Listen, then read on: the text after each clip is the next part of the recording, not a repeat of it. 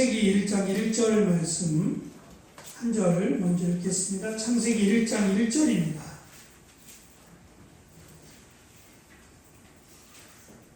너무 잘 아시는 말씀이지만 창세기 1장 1절 말씀 함께 읽겠습니다. 시작. 태초에 하나님께서 하늘과 땅을 창조하셨습니다. 아멘. 로마서입니다. 신약 로마서 8장 15절 말씀입니다.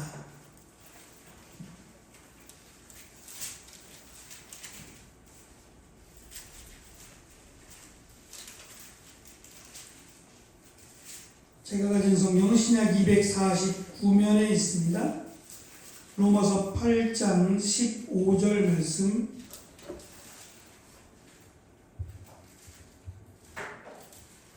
함께 읽습니다. 시작. 여러분이 받은 성령은 여러분을 다시 두려움에 이르게 하는 노예로 만드는 영이 아니라 여러분을 하나님의 자녀가 되게 하는 영이십니다. 그래서 우리는 그 성령을 의지하여 아바 아버지라고 부를 수 있는 것입니다. 아멘.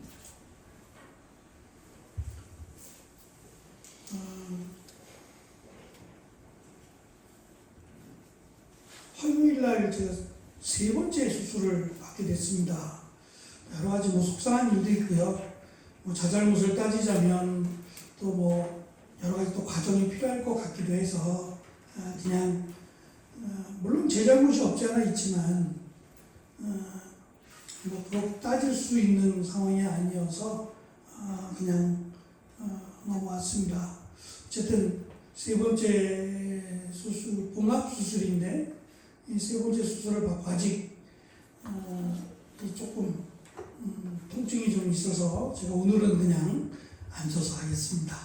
조금 양해 주시기 바랍니다. 주일날은 아마 괜찮을 겁니다. 좀 안 돼서 그렇습니다.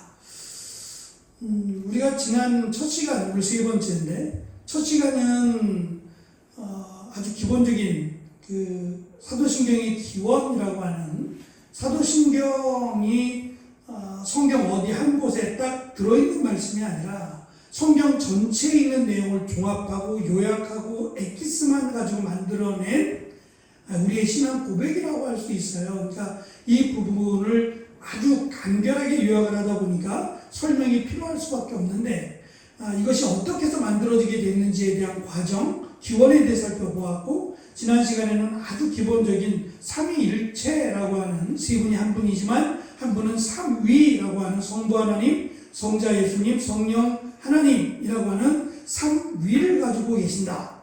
그런데 이것이 우리의 지식으로는 참 이해할 수 없고 참 설명할 수 없다 그랬어요.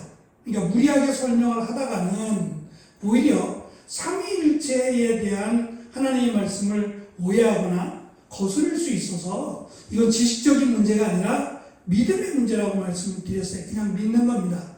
이건 하나님의 영역에 속한 거니까 우리가 이론적으로 다 설득되어지고 이해가 되어서 믿는 게 아니라 이건 그냥 믿는 겁니다. 오늘 말씀을 보면 오늘 내용 2페이지에도 보면은 이신론이라는 게 존재를 했어요. 17, 18세기 계몽주의 시대에 나온 건데 이신론이라고 하는 말은 자칫 두 개의 신이라고 오해할 수 있는데 그런 부분이 아니라 지적으로 이해되는 것만 믿겠다는 거예요. 그러니까 하나님의 창조는 믿어요. 창조하시는 믿지만 기적은 믿지 않는 거예요. 하나님은 만들기만 하셨다. 마치 태엽을 만들어서 태엽을 쭉 감는 것까지는 하나님이 만드셨고 나머지 태엽이 돌아가면서 자동적으로 시계바늘이 움직이는 것은 그냥 자연의 섭리라고 보는 겁니다. 이거를 이신론이라고 하는데요. 이러한 다양한 이론들이 존재해 왔어요. 그러니까 지금 우리가 삼위일체 또는 이 사도신경의 고백을 할 수 있기까지는 수많은 단순한 다툼, 싸움의 문제를 넘어서서 목숨을 거는 일들이 있었어요. 우리가 종교가 다르다는 얘기는 다르다로 끝나지 않아요. 그래서 한번 이단에 빠진 사람들이 돌아오기에는 참 쉽지 않아요. 특히 거기에 이렇게 매몰되어 살아가는 분들은 종교를 바꾸는 게 그렇게 쉽지 않습니다. 그걸 믿고 확신하기 때문이에요. 그러니까 이런 부분 속에서 사도신경이라고 하는 이 신앙의 고백이 만들어졌다라는 것을 우리가 굉장히 소중하게 생각을 해야 된다라고 할 수 있겠습니다. 오늘 내용을 살펴보면 오늘 첫 번째부터 이제 전능하사 천지를 만드신 하나님 아버지를 내가 믿사오며 라고 고백을 합니다. 이 한 줄에 전능하사 천지를 만드신 하나님 아버지를 내가 믿사오며 라고 하는 이 부분에 대한 내용을 함께 나누고자 합니다. 세상은 우리에게 너는 우연히 태어난 존재야, 내 삶은 내가 책임져야 돼 라고 말하며 우리를 불안하게 합니다. 하지만 사도신경은 우리의 삶의 기초가 흔들리는 모래 위가 아니라 전능하신 하나님, 천지를 만드신 그 하나님을 믿는다고 말합니다. 천지를 만들다라고 하는 그 안에는 천지라고 하는 땅과 하늘만을 말하지 않아요. 우리는 하나님이라고 믿고 카톨릭에서는 하느님이라고 믿어요. 이게 어원적으로 보면 하늘님이 되거든요. 하늘님을 하느님이라고 하는 거예요. 그러니까 하늘에 계신, 성경에서 하늘에 계신이라고 말을 하니까 하늘에 계신 분이라고 하느님이 된 거예요. 근데 문제는 이게 틀렸다고 말하는 게 아니라 신약 성경 마태복음에도 유대인들은 하나님이라는 말을 못해서 이건 하나님의 이름이 아니니까 그냥 하늘에 계신 분이라고만 말을 했단 말이에요. 감히 하나님의 이름 그냥 약칭인데 우리 같으면은 그냥 호칭 정도 진짜 이름은 아니고 그 이름이 여호와예요. 여호와 또는 아도나이는 주인이고 여호와 야훼 이런 말인데 이것도 이름이 아닌데 나의 주인이십니다 라고 하는 말을 이게 압축한 말인데 이 말도 못했어요. 그래서 성경을 필사할 때면 여호와라고 하는 하나님을 지칭하는 이름이 나오면 가서 옷 갈아입고 붓도 새 붓으로 그 정도로 하나님에 대해서 두려워했단 말이죠. 그런 사람들이 유대인들이 하나님을 하늘에 계신 분이라고 했어요. 그러니까 카톨릭이 그것을 이어받아서 하늘에 계신 분이라고 하는 뜻의 하느님이라고 말한 거예요. 이게 사실은 국문학적으로도 맞아요. 하느님이. 근데 하나님은 없는 거예요. 없는 단어를 만들어낸 거예요. 그러니까 하나라는 말은 한 분이라는 얘기예요. 유일하신 이 말이죠. 한 분 하나님 이 말을 하나님이라고 만든 거예요. 이건 없는 거예요. 사전에 없는 단어를 하나님이라고 하나님을 지칭하는 단어를 만들어버렸어요.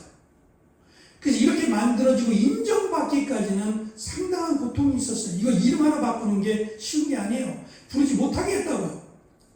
카톨릭에서는 우리가 말하는 하나님을 잘못 말하고 문제가 있다라고 없는 단어다라고 하면서 못하게 했어요.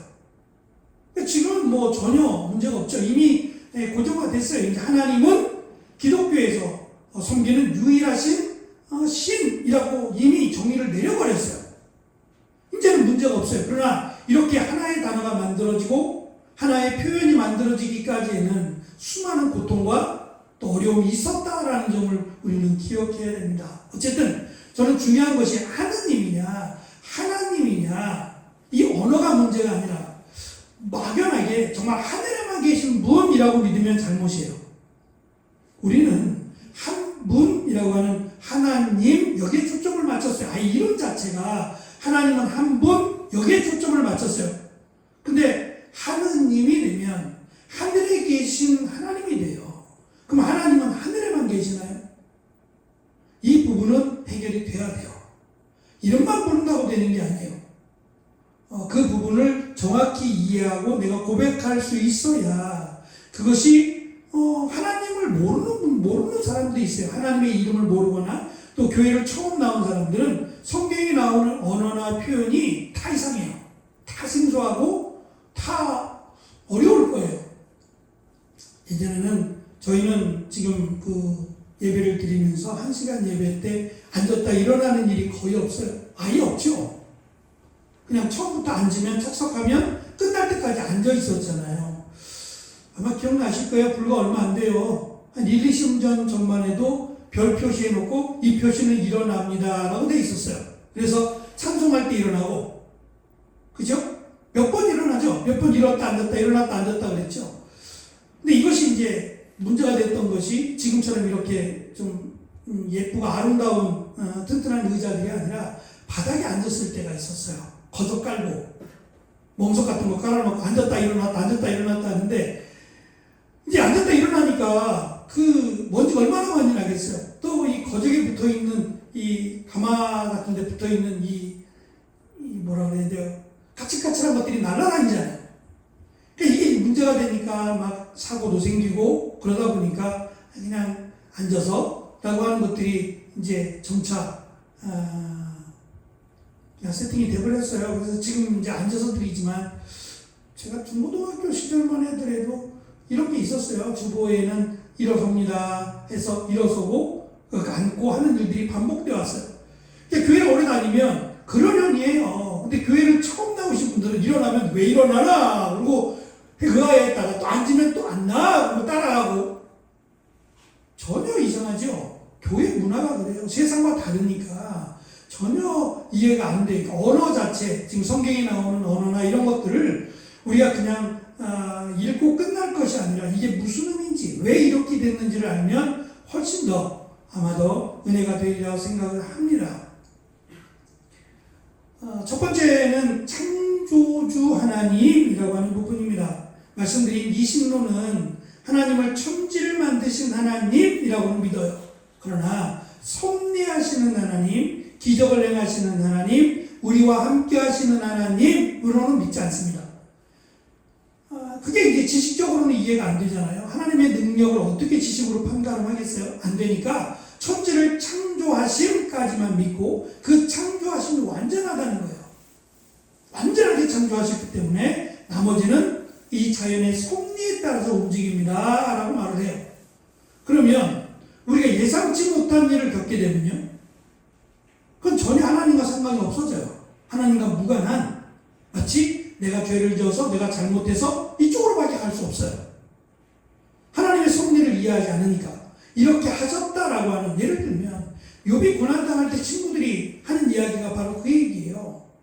하나님은 천지를 만드셔놓고 그 천지가 하나님의 섭리에 따라 자연적으로 움직이게 만들어놨는데, 그럼 너는 당연히 복을 받아야 되는 거 아니냐라고 하는 논리예요. 그런데 복을 받지 못했다면 못한 이유가 너에게 있다는 거예요. 네가 잘못했지 하나님이 잘못했겠느냐. 하나님은 천지를 완벽하게 만드셨으니 네가 문제가, 너가 저주를 받고 심판을 받는 이 일은 하나님 탓이 아니라 너의 탓이다라고 강하게 비난하고 아프게 했던 겁니다. 정작 본인은 얼마나 속상해요.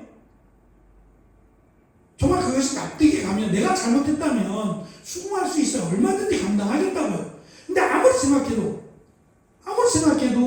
내가 하나님 앞에 이만한 심판을 받을 만한 일을 행한 일이 없어요. 그것이 사실은 욥도 궁금했던 거 아닙니까? 전능하시다라고 하는 부분은 하나님이, 제가 네 번째 줄, 이 페이지 네 번째 줄에다가 이런 표현을 썼어요. 하나님을 은퇴한 창조주로 만드는, 하나님이 창조하시고 은퇴한 거예요.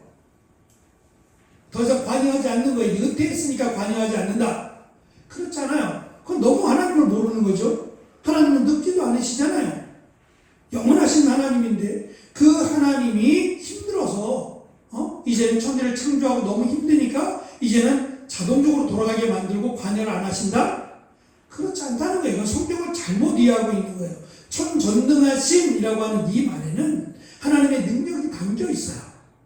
우리가 다 이해할 수 없어요. 다 설명할 수도 없고. 그러나 중요한 것은 성경에서 가르치는 내용이 하나님의 말씀이면 우리는 무조건 믿어야 된다는 거예요. 그것이 전능하신 하나님이라고 고백하는 내용 안에 들어가는 겁니다.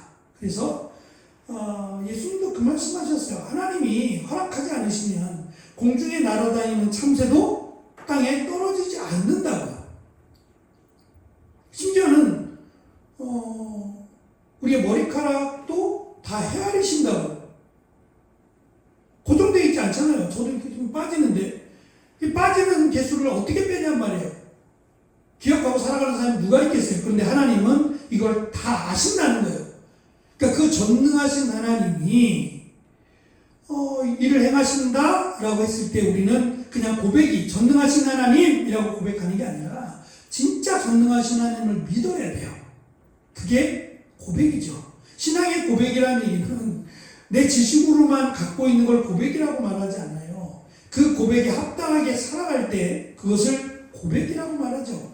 그래서 저는 사도신경을 고백할 때 가능하면 다 알고 있지만, 다 외우고 있지만 그래도 한 번 더 생각하기를 원하는 마음으로 조금 천천히 또박또박 하려고 해요. 뭐가 급하다고 그냥 해치워버리듯이 주기도문, 사도신경, 물론 그것이 뭐 나쁘다, 틀렸다 이런 말은 아니에요. 그러나 중요한데, 너무 중요한데, 주기도문도 중요하고 사도신경도 중요하고 다 중요한데 그냥 후다닥 하고 그냥 누가 먼저 하나 식으로 하는 것은 아쉽다는 생각이 들어서 그래요. 조금 더 생각하고 조금 더 정말 신앙의 고백답게 하려면 그 의미를 정확하게 알아야 고백이 되지 않을까요?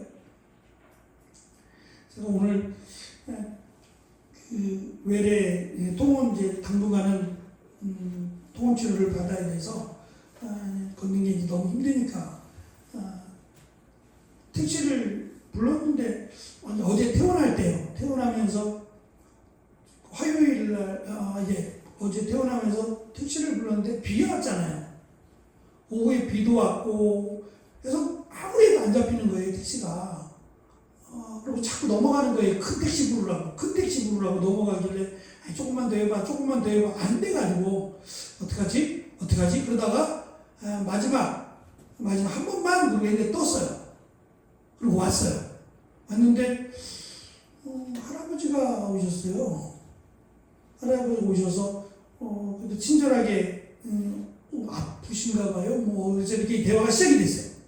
뭐 거리가 가까우니까 뭐 10분 거리밖에 안 되니까 그 짧은 거리인데도 그냥 이야기하면서 자기 얘기를 좀 해주더라고요. 자기가 우체국에 30년을 근무했대요. 꽤 오랫동안 근무했고 58세에 은퇴했대요. 그리고 자기가 30년 고등학교 졸업하자마자 자기는 우체국에서 처음부터 뭐 편지 배달하고 이때부터 그렇게 했대요. 30몇 년 했으니까 30년 가까이 그렇게 했는데 연금도 한 250 나오는데 먹고 살만 하대요. 근데 아내가 오늘 안 나가? 그러더래요. 그래서 하도 그 얘기가 싫어서 택시를 산 거래요. 택시를 그때 7,500원 가지고 샀대요. 근데 지금 뭐 1억이 넘어갔다 그러는데 그걸 샀는데 제가 지금도 뭐라 하세요?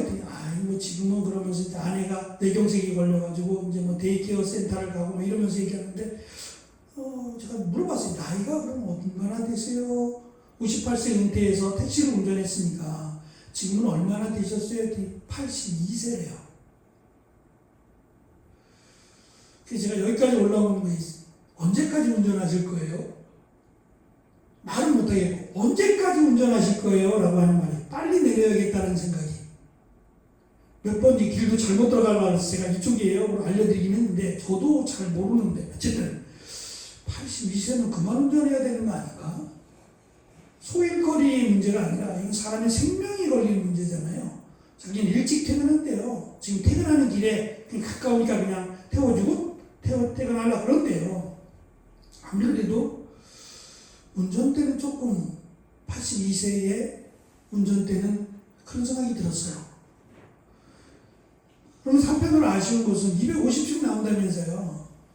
그러면 두 분이 사시기에는 전혀 문제가 없을 텐데 조금 더 건설적이고 의미 있는 일로 이제 돈 버는 거 그만하시고 소일거리 안 해도 된다면 위험하게 운전하지 마시고 이거 정리하고 이제는 보다 의미 있는 일로 마지막 여생인데 얼마나 더 사실까 모르겠는데 마지막 여생을 돈 벌지 말고 이제는 좀 의미 있는 일로 사시면 어떨까라고 하는 마음이 너무 많이 들었어요.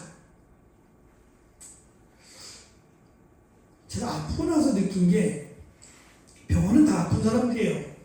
정도에 따라 다른데 더 아픈 사람, 덜 아픈 사람이 있을 뿐인데 어쨌든 제가 그 병원에 3번 갔잖아요. 3번 가니까 이제 간호사도 눈에 익는 분들이 계시고 뭐 똑같은 병동은 아니지만 병동에서 만나는 사람들마다 어쨌든 수술하고 나면 그날은 무지하게 아파요. 고통 가운데 잠도 못 자니까 하도 아파하니까 옆에 사탕을 주더라고요. 이거라도 물고 있으라고. 자기가 더 아픈데. 그러니까 그런 모습들을 보면서 이분들에게 있어서 즐거움이 뭘까 하는 생각을 한번 해봤어요. 우리가 건강하게 살아가는 것에 즐거움이 없다면 그들이 아픔 가운데서 느끼는 우리의 즐거움이 있는데요. 아픔 가운데 느끼지 못하는 즐거움이 우리는 있거든요. 돈으로 살 수 없느냐. 그분들은 자기 힘으로 걸었으면 좋겠고, 마음껏 한번 산이라도 한번 올라갔으면 좋겠고, 이게 그들의 꿈이에요. 근데 저희는 그 꿈 없잖아요. 언제든지 갈 수 있다고 생각하지 않나요? 근데 우리는 어찌 보면 당연히 여겨야 될 행복함이나 기쁨을 당연하게 여기지 않는다. 이거에 대한 아쉬움이 또 있었고, 또 한편으로는 제가 이제 이 속상해서 이 다리 때문에 잘못한 것도 없는데 또 수술을 하게 되니까 항상 원장 선생님이 교회를 다닌다고 하는데 그냥 입이 여기까지 올라왔다가 말했어요. 믿음대로 사시죠? 라는 말을 하고 싶었어요. 뭐가 믿음이죠? 교회만 다니는 믿음인가요? 우리가 정말 생각해야 될 것 같아요. 교회만 다니면 천국 가나요? 그런 거 없어요. 어떻게 교회 가는데 천국 가죠? 예수님을 믿어야 천국 가는데 예수님을 믿는다는 게 뭐죠? 나 예수님 믿어. 그게 믿음인가요? 성경은 그렇게 말하지 않아요. 그렇게 가르치지 않습니다. 절대로. 믿음은 삶이에요. 믿음대로 살아야 믿음이 있다고 말을 하는 거지, 믿음을 말하지만 믿음이 없으면 믿음이 없는 겁니다. 교회를 다닌다고 하는데 이거는 아닌 것 같다 하는 생각이 들었어요. 그리스도인들은 정말 하나님의 나라를 소망하고 예수 그리스도를 믿고 전능하신 하나님을 믿는 사람들이에요. 그러면 달라야 된다. 뭐가 달라도?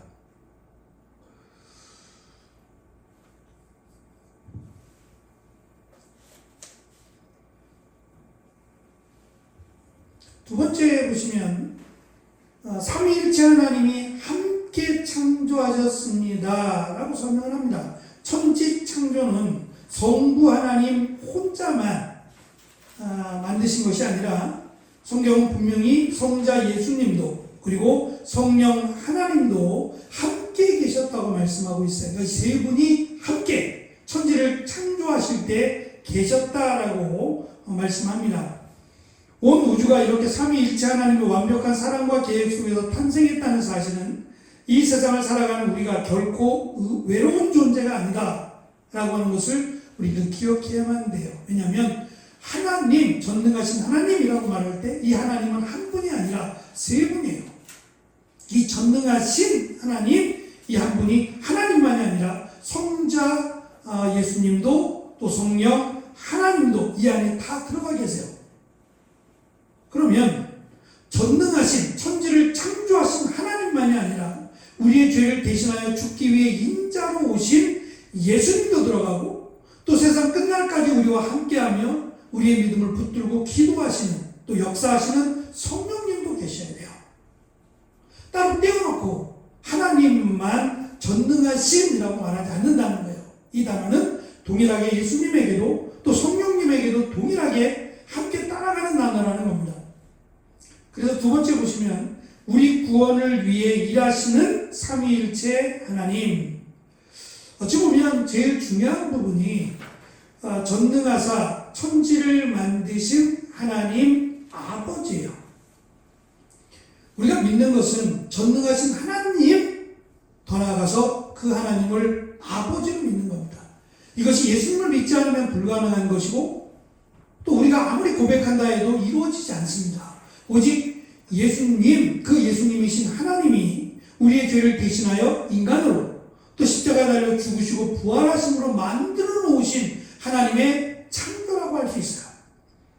그것으로 인해서 우리가 예수님을 믿음으로 하나님을 아버지라고 고백하게 됩니다. 지금도 유대인들은 하나님을 아버지라고 고백할 수 없어요. 그래서 우리가 하나님을 아버지라고 부르는 걸 굉장히 싫어합니다. 너무너무 싫어합니다. 말도 안 되는 일이죠. 하나님과 우리 사이의 관계를 어떻게 이해하겠어요? 예수님을 안 믿으니까요. 지금도 메시아가 안 왔어요. 기다리고 있거든요. 그러니 이들에게 구원이 있겠냐 말입니다. 근데 우리는 예수님을 믿어요. 그 예수님이 누구시며 그 전능하신 하나님이신 예수님을 믿는다. 그래서 예수님을 믿음으로 예수님께서 말씀하셨어요. 하나님을 아버지라 부르라고요. 이것이 우리에게 허락하신 전능하시고 천지를 창조하신 하나님이 우리에게 주신 은혜라고 할 수 있습니다. 제가 조금 성부 하나님, 성자 예수님, 성령 하나님을 정리해놨어요. 어려운 건 아니니까. 제가 지금 설명드렸던 그 내용들이에요. 쭉 한 번 더 읽어보시면 좋겠고요. 마지막 결론으로 전능하신 하나님을 누구로 믿는가라는 것이 예수님을 믿느냐, 성령님을 믿느냐를 결정을 해요. 그래서 전능하신 하나님, 그 하나님이 우리의 아버지라고 고백할 때 그것이 성자 예수님을 믿음과 성령 하나님을 믿음으로 그대로 연결이 되게 돼 있어요. 그래서 하나님, 그 전능하신 천지를 창조하신 하나님을 우리는 아버지로 믿게 되는 것이 뒤에도 설명이 되겠지만 예수 그리스도께서 이 땅에 오신 우리의 죄를 대신하여 죽으심 그리고 부활하시고 다시 오심을 믿는 겁니다. 믿기에 가능한 일이고 또한 성령 하나님을 믿기 때문에 하나님을 아버지라고 부를 수 있는 거예요. 지금도 그렇지만 옛날에는 더했다 그래요. 그러니까 이 종교적인 것에 대해서 유대인들은 이 종교적인 국가잖아요. 처음부터 우리하고는 다르죠. 완전히 종교적인 색채를 가진 국가예요. 그러니까 하나님을 거역하거나 하나님을 대적하는 것을 그들이 가족으로 받아들이지 않았어요. 근데 그것만 제외하면 어떠한 잘못을 해도 이 부모와 자식 간의 관계가 끊어지지 않아요. 이건 주일날 어르신들 공부하면서 우리나라에 처음에 기독교가 들어왔을 때 이야기를 잠깐 하면서 제가 물어봤어요. 우리 옛날에 말에 호적을 판다는 얘기 했었잖아요. 그런 얘기 들어보셨죠? 호적 판다고. 너 자꾸 이렇게 나가면 너 진짜 호적 판다 집에서. 그래서 제가 조중희 쌤 진짜 호적 파요? 그랬더니 옛날 과거는 호적을 못 판대요. 파고 이러기 쉽지 않은 지금처럼 뭐 이렇게 전자화 시대가 아니잖아요. 지금 이름 바꾸는 것도 많이 쉬워졌어요. 과거에 이름 바꾸기 얼마나 어려웠어요? 거의 불가능했죠. 근데 이름을 호적을 파버린다고요? 죽지 않는 이상은 불가능하대요. 그건 그냥 하는 말이래요. 근데 유대인들은 이게 가능해요. 정말 파버렸어요. 예수님을 믿으면 호적을 팠다고요. 내 자식이 아니야. 그리고 내쳐버렸어요. 집안의 수치라고 여겼고, 그러니까 그 정도로 굉장히 강했어요. 그러니까 그것이 아니라면 어떠한 잘못을 해도 부모와 자식 간의 관계는 끊어지지 않습니다. 어떠한 관계보다 더 단단하고 정말 끊어지지 않는 관계. 세상은 용서할 수 없어도 부모는 자식을 용서하는 법이에요. 그렇지 않나요? 그럴 것 같아요. 세상이 자식을 향해 손가락질해도 부모는 내가 잘못했어라고 이야기하고 끌어안아주지. 그래, 그러니까 너랑 나랑 이제 끝이야라고 하지 않을 것 같아요. 적어도 우리가 살아가는 이 땅에서 끊을래야 끊을 수 없는, 정말 끊을 수 없는 관계가 부모와 자식 간의 관계입니다. 그런데 이 관계를 하나님하고 우리하고 연결을 시켜놔버렸어요. 하나님이 우리 아버지가 되시고 우리가 하나님의 자녀가 된다는 거예요. 그럼 이것만으로도 이 고백만으로도 사실 우리는 힘을 낼 수 있어야 되는 사람들이에요. 어떠한 상황이 주어져도 사실은 힘을 낼 수 있어야 되고 또 은혜와 감사를 할 수 있어야 되는 존재가 바로 우리고 이 신앙 고백이란 말입니다.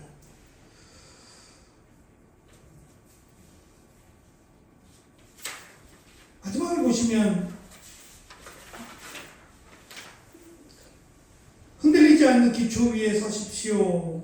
우리의 신앙은 내 감정이나 환경 위에 세우는 것이 아닙니다. 천지를 만드신 전능하신 하나님 아버지라고 하는 견고한 기초 위에 우리의 신앙이 세워집니다. 한 주간 하나님의 통치 아래서 당당하게 하나님의 자녀로 힘내어 살아가기를 소망해 봅니다.